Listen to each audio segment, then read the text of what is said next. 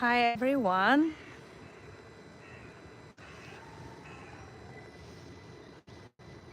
Please let me know if you can hear me, if you can see me for the third time today. Hi Natalie. Thank you so much for following me today on my journey through the Netherlands. I started the day in the north in Annapolona with the tulip garden, definitely overlooked, definitely outshined by Kalkenhof, but that's why I went there. Hi Cindy, oh my goodness, you've been awake since early in the morning. Goodness gracious. Thank you so much for joining me. Um, well, so in case you missed my previous two tours, so the first one was a YouTube live stream. Back to Gar, meow to all, back to Gar, meow to all your kitties. Yeah, and I also did a pop-up live stream for World Virtual Tours, the company I do virtual tours once a week. Thank you so much, Padicott. Who gone? I don't know what you're talking about. I'm still here.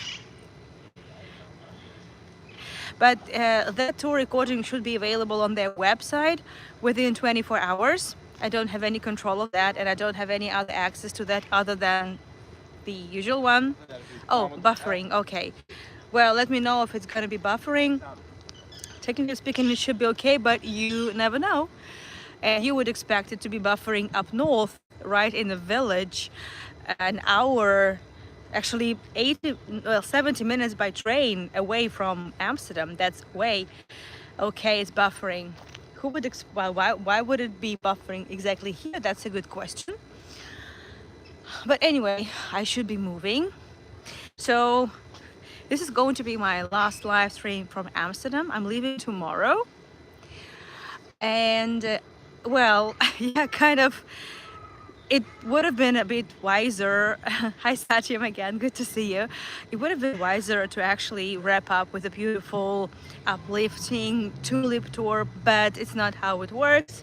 And this tour was scheduled a long time ago, and I even just had to reschedule it. Dorley, there is sound. Could you please tell Dorley to rejoin? Because she doesn't hear me anyway. She can hear me.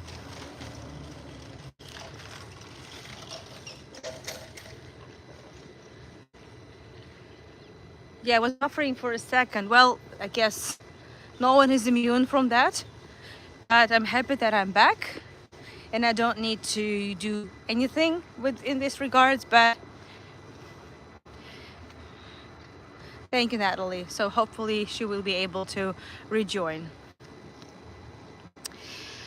And that's why, well, I'm doing it now. Okay. So I guess it's just something, little glitch that caused this loss of sound for a while. Anyway, so we started in a very peaceful. We are starting in a very peaceful area. The entire tour is going to be in a very quiet, very peaceful neighborhood. But this peacefulness, this peace and quiet has a very grim history, because we are in the Jewish quarter, and ever since the Second World War, this area has gotten a lot quieter. There are not so many tourists here. It's mostly just locals who live here and that are not Jewish, mostly. This is no longer really a Jewish quarter, it's a historic Jewish quarter. So the whole grim story, many of you already know, because, well, let's say out of 90,000 Jews that live in Amsterdam, only 5,000, around 5,000 returned after the camps, after the Holocaust. And altogether from, well, let's say approximately 102,000 Jews perished in Holocaust. We spoke about it last time on the previous tour, part 1, and that tour recording is available, and it's going to be available for at least another week because these tours are connected, and I'm not going to be repeating myself, otherwise I will not be able to tell anything new. So that's why I would like to start. I was just hoping I will give some extra time to Joel and others to join. I mean, those who have difficulty, hi Marilyn, who have sound issues or whatever, but I hope it's okay now. So I said that this is a lovely, beautiful, quiet area with lots of birds, with lots of trees, with a zoo, with a botanical garden. It's just amazing. It's just really absolutely amazing. However, this came with a price. This silence, this piece has a really grim history, and this history is recorded, and this history is still here. The people, the places are still here, but this is hi Ronnie, these monuments, these testimonies are not very obvious, and you need to be looking for them. For example, even now, just standing on this canal over here, we're looking at a very unassuming building, which was significantly rebuilt in the second half of the 20th century, but it has the historic inscriptions there: Rosenthal May, Zusterhuis. Again, please ignore my Dutch. It's non-existent. I'm just, barely coping with that. Yes, exactly. Zuster is the nurse, sister and nurse, so medical nurse. Rosenthal May, it was actually, well, Duchess Rosenthal May was a very big, very generous donor who sponsored a lot of Jewish medical facilities. And also there were built several homes where the nurses, the personnel of hospitals lived. And this was one of those hospitals.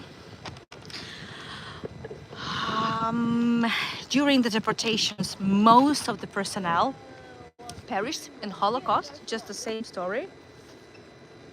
There's some animal now stuck in my hair. I don't know if it's still here though.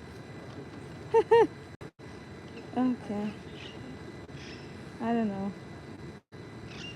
Some bug. Okay. Anyway, we might have a company with us. Might be another collaboration that I'm so keen on. Anyway. Sisters. Yes, exactly. I hope I pronounce it at least kind of right. But anyway, so these sisters had nowhere to come to. Well, I mean, their homes were not destroyed like many. And I would like to remind you that these homes, so the Jewish quarter was not bombed, unlike Rotterdam. It was not bombed.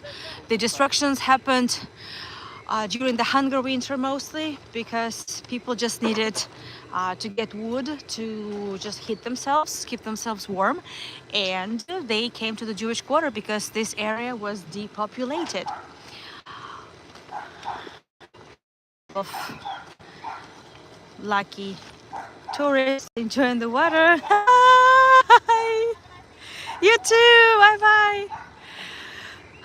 Yeah, this is lovely, just to be able to embrace the nice vibe on a beautiful sunny day and not thinking about this past, but we cannot. So here we are to keep thinking about the past. But so these people, these nurses, the 5% of those who made it out of the camps, they returned to their homes, by the way. The house was still there, by the way, but they didn't have patients to treat. That's an issue. So the building was eventually just inhabited by the way, this is the staircase. The building that I've been able to find some photos. Well, it's just one that I'm going to be sharing. But there was no really work for them anymore. And some of them had to move elsewhere. Some of the nurses, because they were Jewish, right? They immigrated eventually to the newly born state of Israel at that time, reborn state of Israel. And, well, the rest is history. This is the area we passed last time. So the plantage, the botanical garden. And we also spoke about a lot of monuments on our way. Just as a little refresher, we visited the Names Monument, which is basically a big structure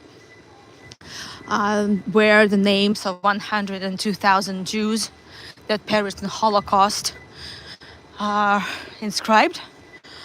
And we also spoke about the Auschwitz monument in this area. A very quiet. All these monuments are not so much conspicuous. Well, Auschwitz monuments definitely cannot really even be seen from the road. We also spoke a little bit about this street, and I briefly mentioned, and I think it's also connected to the story of Rosenthal May nurses. It was not a very common practice during the... Hello. I don't know what these books refer to, but yeah, reading books is very important. This is absolutely true. This is absolutely true. So, and I had to read a lot of books to actually put these two tours together, but it's only a fraction of what can be told within this hour and the previous hour. So this was not really a very, let's say, widespread practice, but still a pretty common practice during the Nazi period to conduct abortions and sterilizations of the mixed marriages and forced divorce, because under the Nazis, anywhere the Nazis invaded, they imposed ridiculous number of ridiculous laws, putting ban on very essential, absolutely essential things such as owning property. So Jews could not, at some point, were not allowed to own business. They were deprived of their citizenship. Can you imagine the Dutch Jews, speaking of bikes, were not even allowed to use bikes and were not allowed to use their private vehicles. So let alone Dutch women married to Jewish men. They were not allowed, well, they were, let's say, discouraged from bearing mudblood children. You see what I'm talking about? And they were forced divorce just to... This is connected with, obviously, the issue of private property, because if a private property was taken from a Jewish man and he was still married to a non-Jewish woman, this would be an issue. So otherwise, all the property could be reassigned to someone else, well, to the non-Jewish wife, and the preservation of the Aryan blood, or just white race, so to speak. It was important for Nazis, so that's why they preferred sterilizations or forced abortions. This was not very common, but since we've been talking about the doctors, the nurses, obviously Jews were not allowed to receive any medical treatment from non-Jewish doctors. And that was an issue, by the way, for the Dutch people, because a lot of doctors in Amsterdam were actually Jewish. That was an issue also, but that was a manageable issue. I just thought it would be an interesting thing to mention. But anyway, now I've stopped for a while. Just about a couple minutes ago, I stopped for a while at the Wertheim Garden. So this is the garden where the Auschwitz Memorial is located. But this is where we finished last time. So I didn't enter. But again, Jewish names were basically erased from history, and one of the first renamings that took place under the Nazis would be the renaming of that garden. And one of the first things that returned to normal would be after the Nazi period, after the Second World War, was exactly the return of original names to places and sites. Well, this is probably one of the loveliest streets here.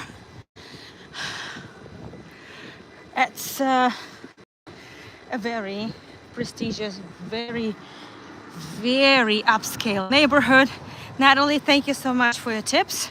And yes, just in case, on the top of the chat for you, there's a pinned link to buy me a coffee or to send me a PayPal donation, as well as the link to my website to see the schedule. There won't be tours tomorrow because I will be flying, but I will make it up to you, I promise. I will make it up to you. And one of the reasons why this street is so gorgeous, and because why it is in the Jewish quarter, that's super simple. Because my phone is dancing a little bit. Let me rebalance it just a tiny bit. This should work. It's simply because this is where wealthy Jews lived. Oh, I say hi to a gentleman on the balcony. Yeah, I didn't want to film him, but I think he wasn't afraid, but just for a little bit. So I said hi. And so wealthy Jews. How come? So what did they do? How did they become wealthy? Was there any dodgy business? No, no dodgy business. Look at this gorgeous Northern Art Nouveau, or maybe early Northern Art Nouveau masterpiece. I'm going to go slowly. Dolly, thank you so much for the tips.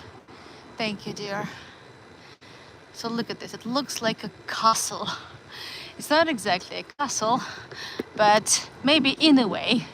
If I zoom it in, I'm sure you will see this thing.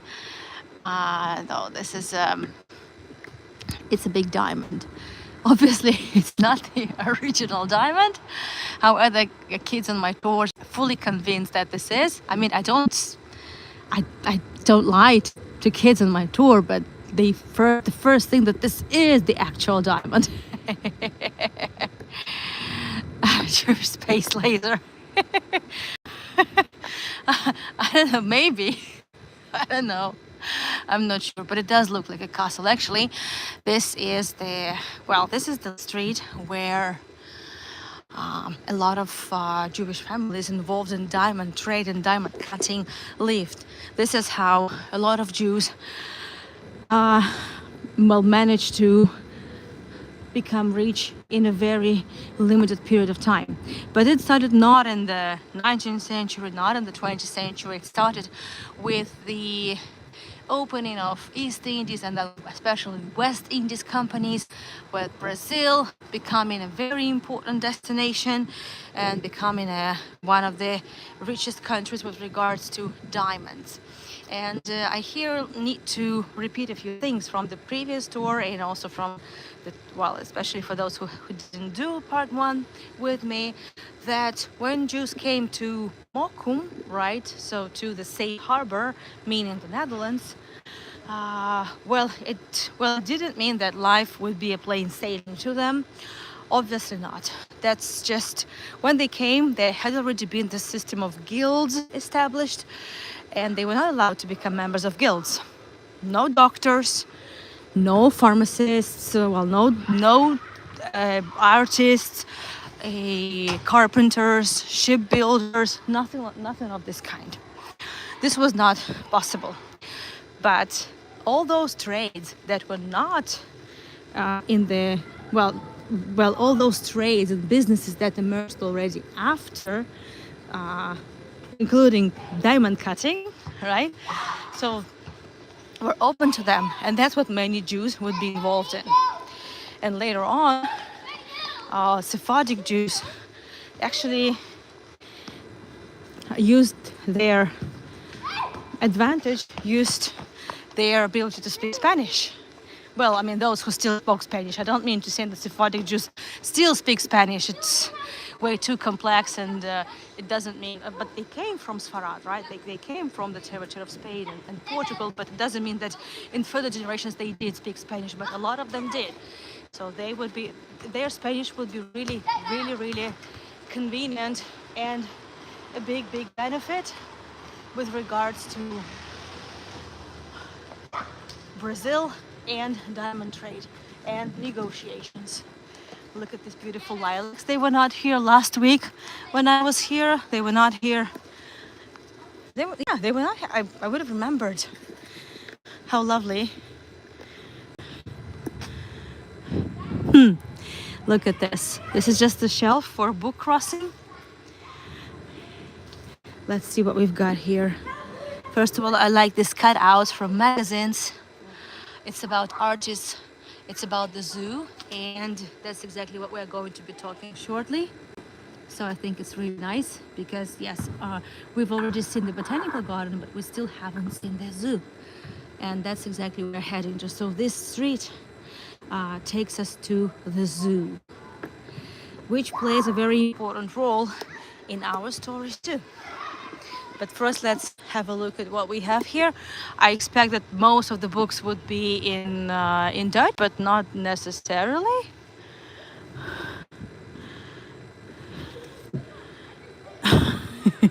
Okay, I'm not going to take any books, obviously, because I won't be able to return any.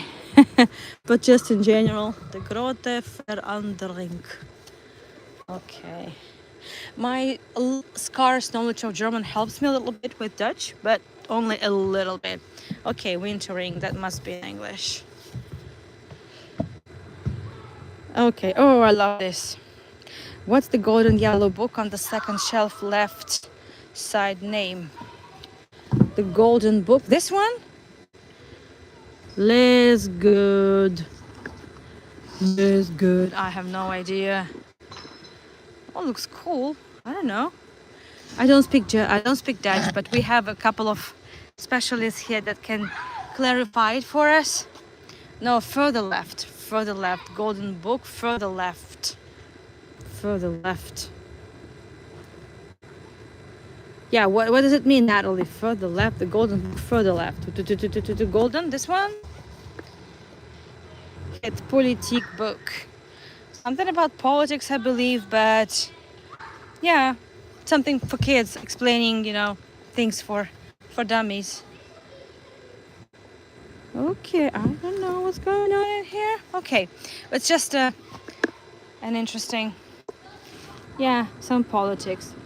Okay, yeah, well, I just like this type of things because, okay, oh, you can take books for free or you can add a donation. It's not even book crossing, but I don't need anything, so I'm just leaving it for someone else to embrace the vibe and enjoy the generosity of the people from this neighborhood. Anyway, let's move on. So speaking of it's a very green area. So this is the zoo that has been here for a long time, and I absolutely love it. Grisha and I, my son and I, last time we were here, we spent the entire day in the zoo. My son wasn't willing to go. He's not a big fan of seeing animals in cages, and it's not really his thing. But I couldn't get him out of the zoo. We were the last ones to leave. He especially liked the area, well, the section with cockroaches, which I'm struggling to forget. I don't want to remember it, but yeah, this is what I remember. Anyway, so the zoo also played a very important role in our story.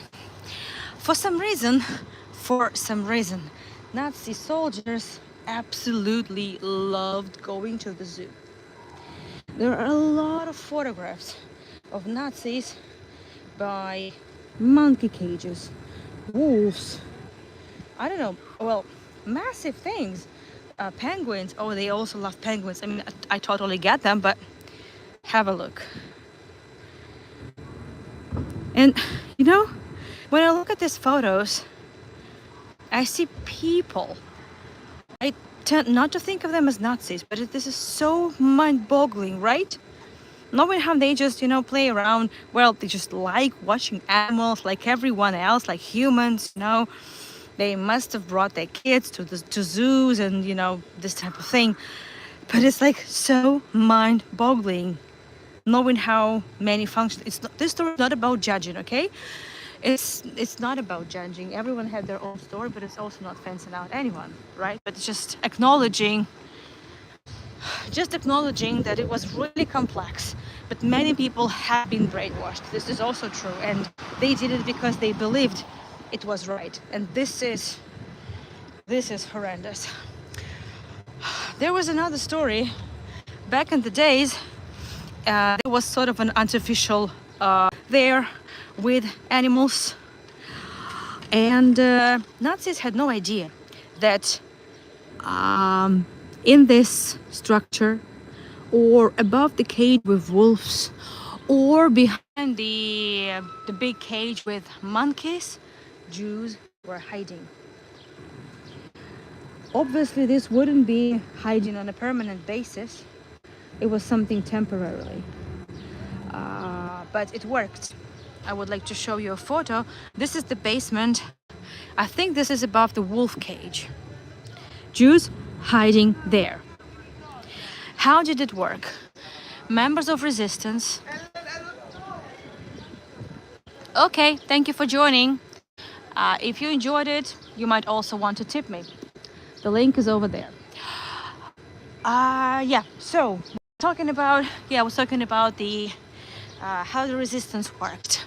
So obviously, Nazis used the connections and the Jewish Council. I'm going to show you a photograph of the Jewish Council. That's the time of the war, or shortly before the war. I'm not entirely sure, but you know, this is the Jewish Council. No, they wear a yellow star. So yes, definitely during the times of war. Yeah, now I see it. And again, it's also not so easy. Yeah, exactly. Not all of them were hardcore Nazis. You are very right. It's way too complex. It's never just black and white. So this is important to acknowledge. Very important to acknowledge. But anyway, so we're not here to judge. We're here to tell the story. We are here to remember history. That's what's important, right? Okay, so let me get back to the story. And a lot of resistance, well, a Jewish council did collaborate with the Nazis. They were forced. They were not given actually many options. Okay, we're not here to judge. But also resistance members, they had a lot of connections in the Jewish Council, and the same people, a lot of the same people who actually collaborated, they also collaborated with resistance members, and that's why let's say a day before a deportation, people who were on the list for deportation would be tipped about the arrival of the Nazis. They would be informed about it, well, shortly before, maybe a night before, maybe even the same day. They would be informed, take their things, and go to the hiding place. They would be there for a couple of days maybe, and then it was point of no return. They could not come back to their homes. They had to be going into hiding. So there were other resistance members that would help them with that. And one of the people who helped with further let's say escape plans for Jews that could no longer return to their homes would be, for example, Gerrit van der Weyden, who was a famous sculptor, and he was also, now we don't know that, well, now we know that, but back in the days we didn't know. Gerrit van der Weyden, apart from being a sculptor, he was also a very active member of resistance, and he helped make fake IDs. And he helped hundreds of Jews to escape. Then he was caught and executed. Just like that. Speaking of resistance members, resistance was quiet, undercover. It was just too dangerous to talk about it within even one and the same family. Right, within one and the same family, it was absolutely impossible to talk about it. Within one and the same family, there could be members of resistance, there could be members of, there could be collaborants. You never knew. So, and I like it actually that monuments to resistance are also kind of hidden. You need to look for them.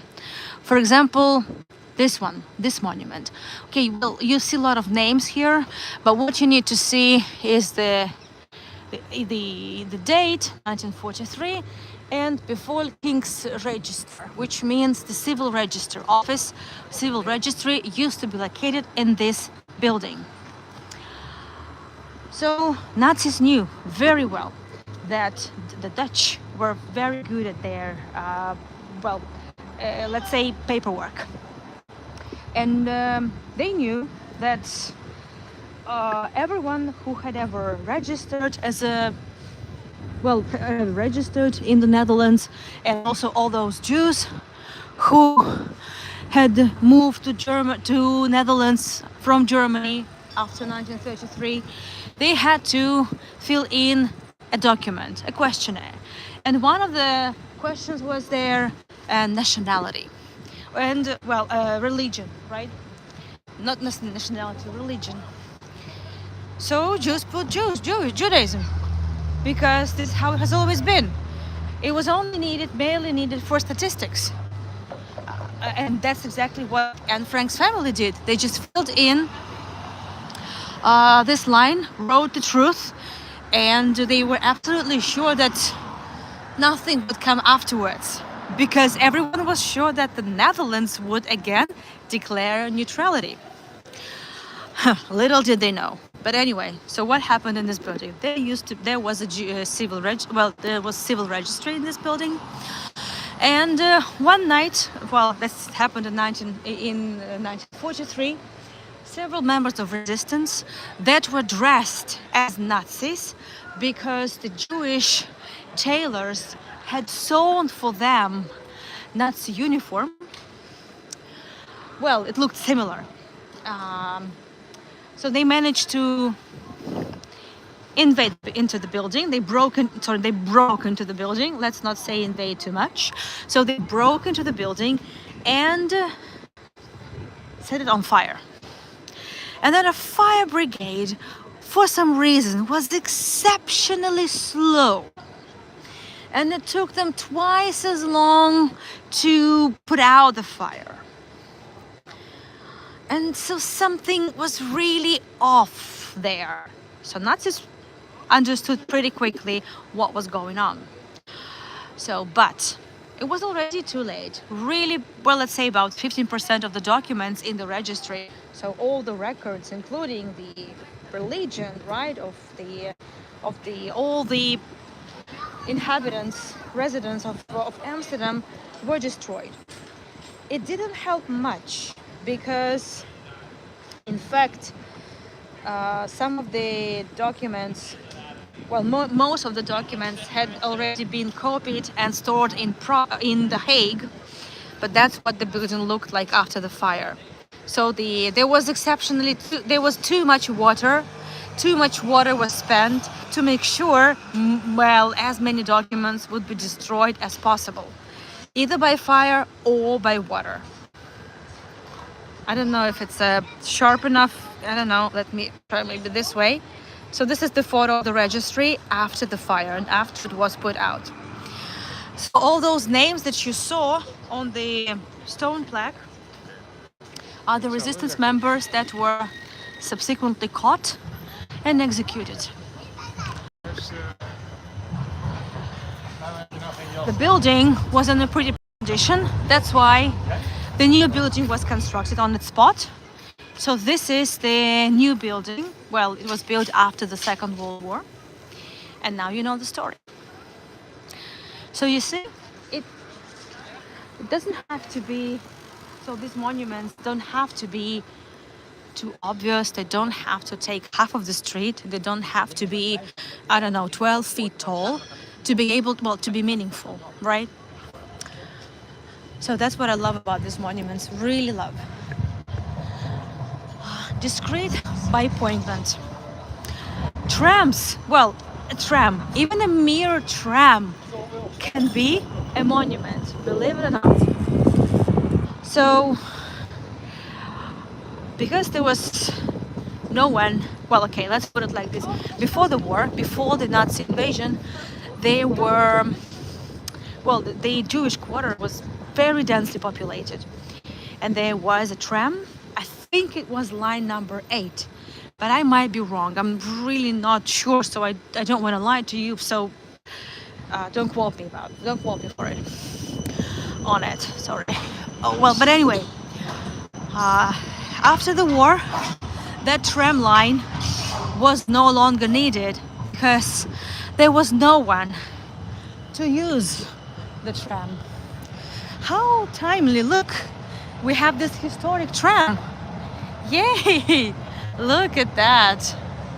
This is the historic tram, Plantage Parkland. That's really cute. Yeah, it's a historic tram. It's I haven't used it yet, so I'm not sure if tours offered, but it looks like, well, there definitely has to be something happening while you are on board. This is really timely, nice, really nice. So after that, the city never really brought back that tram line, and the absence of just a tram line is also a monument in a way. It is remembered. So this number is not used in Amsterdam. That's really special. Now, another story. Well, I'll be talking about tram with regards to a different story. Let's have a look at this green building over here, Hollandische Schouwburg. Actually, this was the Jewish theater building. This was Jewish theater. Well, very nice. Not only Jews loved going there. It was a very good theater, obviously, with a lot of Jewish actors, singers, musicians, actors involved in its activity. The Nazis were looking for a building where they would put, well, not store. No, store is probably a much too much, right? Well, they needed to, after taking Jews from their homes, after the raids, they had to bring people somewhere, kind of a detention center. They first tried the synagogue. Let me zoom in so you could see a little bit of the portico over there. So they first tried the synagogue, but the synagogue building didn't have electricity, which means they couldn't just simply close the windows with, I don't know, with plywood or whatever, because had they done that, there wouldn't have been any light. So that's how the synagogue was. It still doesn't have light, by the way. It still has no electricity. That's just an interesting detail. That's the Sephardic synagogue, but the Portuguese synagogue I showed you in the very beginning of the previous tour. So it didn't have a synagogue. It didn't have electricity, and that's why the building was saved. Otherwise, well, I think we would have lost the building, or at least we would have lost all the interior decoration. Well, that's why but they still needed a big enough building. So the Schouwburg, well, the Jewish theater, was the second biggest building in the neighborhood. So it probably could house up to 500 people or so. And this is what the Nazis did to it. They turned it into a kind of the deportation center. So this is where they would bring all the people from, after their raids, all the Jews would be brought here. And those mostly fellow members of the Jewish Council, but also Nazis, that would be registering everyone.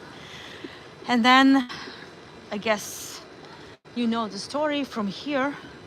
These people would be taken on tram to be taken either to Auschwitz or, first the Westerbork camp, a transit camp, and then either Auschwitz or Sobibor. The monument closes at 5, so we are already late for this, but we have photographs and we have stories.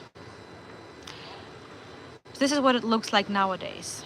In the courtyard of this theater, there is this powerful monument.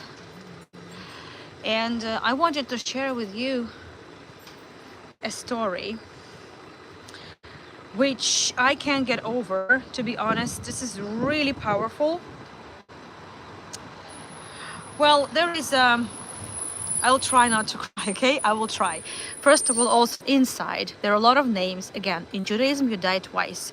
First, when your body dies, and then when your name is forgotten. So memory is very important. Memory. So that's why traditions, that's why memorials are important to the Jewish people. So I would like to give you a story. So there was a non-Jewish girl, Lydia Rizzo, who lived at 9 Plantage Kerklaan, not far from here. Plantage is the botanical garden and name of the neighborhood. So this area where she lived overlooked the Hollandische Schouwburg courtyard. In July 1942, she saw here a Jewish friend, Geertje Wellenman, 17 years old, just like her. They spoke to each other across the fence. Lydia took a photo of Geertje, waving at her. A few days later, Geertje was gone.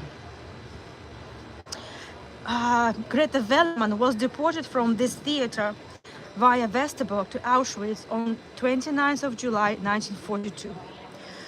After the war, the date of death was set 30th of September 1942.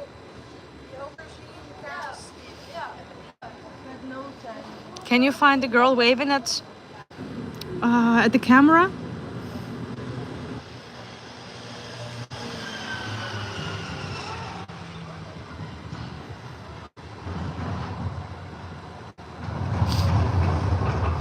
And this museum is full of stories like that.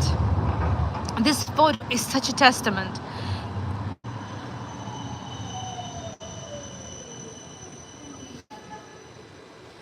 Just one story. I can't handle any more stories, but I guess you got the point.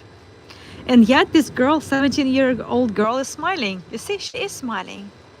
Well, people are happy to be in the courtyard because inside they were like sardines. There were more than 1,000 people kept at one and the same time.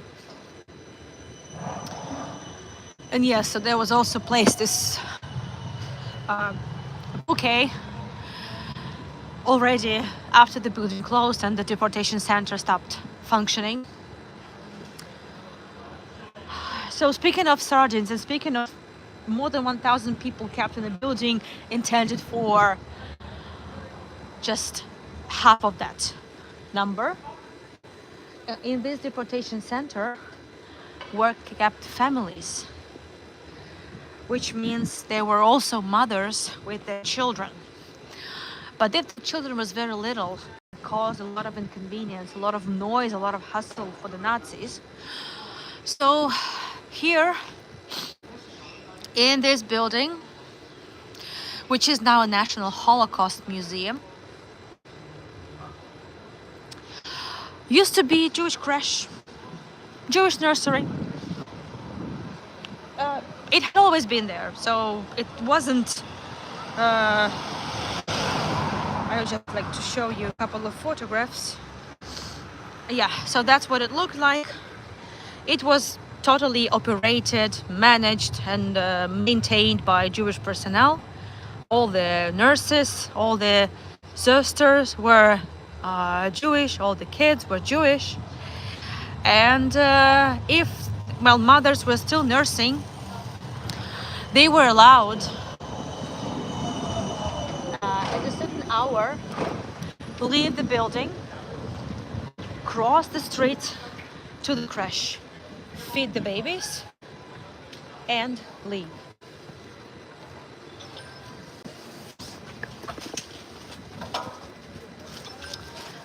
Hold on a second. Yeah, okay. Well, the trams are here for a reason. I just want to make sure I cross here and we're not going to be disturbed by trams for a while at least. But then we'll get back to trams. So right now it's the Holocaust Museum, as you can see. These stones were not here when I was here 3 years ago, but they're here now. I don't know if it's extra protection or it's like a big commemoration stones, right? Because Jews place stones on graves, not flowers. That's, I'm not sure what's going on here. And then after nursing the babies, mothers would return. And I cannot imagine what it was like not to be able with your child. But also, those women knew that it would have been a lot more dangerous for their children, their babies, to be with them. It would have been a lot more dangerous. And they were a lot safer in this crash. Okay, it hit me really hard. I don't know why. So this is just a little, I don't know, dinner or something. This is the napping time. So, well, why it was safer for them? Well, on my previous tour, the tour for all virtual tours, I have spoken about the name Walter Susskind. So he managed the crash, and he tried, and he did manage to save about at least 600 babies. How did it work? First of all, Nazis were very, let's say, meticulous with regards to number of adults, especially those who could work. That was important for the work camps, right? And all this statistics and mathematics, whatever. But with regards to babies, well, they were absolutely useless. You know, the first people to die upon arrival to camps would be elderly and babies. The elderly and babies. Children in general who could not work, who couldn't be of any use to the Nazis. So that's why for Walter Susskind it was quite easy to just, fix, erase, or tweak the number of babies that were brought after another raid. And that's what he did. And then these babies would be put into laundry baskets and taken to the north of the country. The question is, how was it possible if the watch guards were always here? I would like to show you a photo. So this is the photo. Well, it was impossible. It was nearly impossible to take photographs under the Nazis because, well, it was all prohibited. But this is the photo showing a Nazi officer just right next to the building. So from across the street was the crash. But at a certain hour, several times a day, tram stopped here, and we've seen these trams. There are a lot of them. They're long. And when the tram was there, at this very moment, while the Nazis couldn't see anything, a small car, like a kind of a pickup truck or something like that, van, would be parking quickly by the crash, and laundry baskets would be loaded on the car. So there would be the babies. So I told you that even trams would be a very important part of the memory, and this open air memorial. And they still stop here. Many people are not aware of that, but many people are aware of that too. Again, this is a lot less touristy area compared to a big part of what Amsterdam is now. I don't mean to say it's bad or anything, but it's just different. You have noticed that, I'm sure you have. Walter Susskind at some point was no longer needed to the Nazis, so he was sent to Auschwitz too, as well as all the members of Jewish Council. Whenever they stopped being useful for Nazis, they would get rid of them just like everyone else. It just bought them some time. That was it, to them and to their families. And Walter Susskind was sent on last tram, on the last train, not tram, train to Auschwitz. But he wasn't executed there. He died most probably, most likely from hands of fellow Jews, because they had no idea that he had been a member of resistance.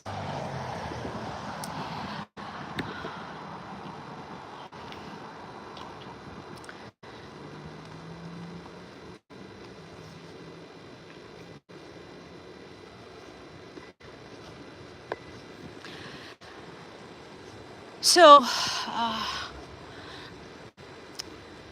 there are a lot more monuments I could have spoken about. There is a National Holocaust Museum that tells you a lot of stories, a lot of names. There is also Resistance Museum, well, the history of Dutch resistance. There are also